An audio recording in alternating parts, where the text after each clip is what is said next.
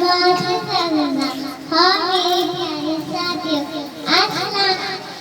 हमारा नाम दोबारा में हम फर्स्ट में पढ़ते हैं।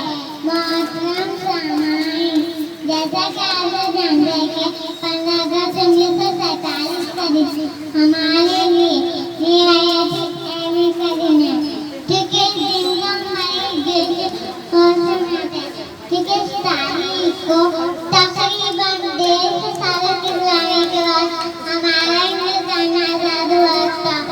लेकिन कई आजादियां भी इतनी आसानी से हासिल थी, हरगिज़ नहीं मिल साथियों। बल्कि हजारों मुजाहिदीन आजादी ने अपनी जान कुर्बान की, दर पे आकर हमें आजादी की सांसें दी हुई।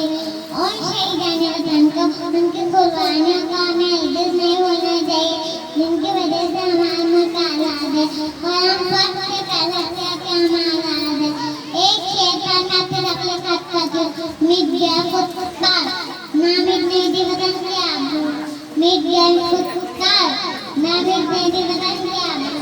उन शहीदाने वतन को मारने से थैंक यू।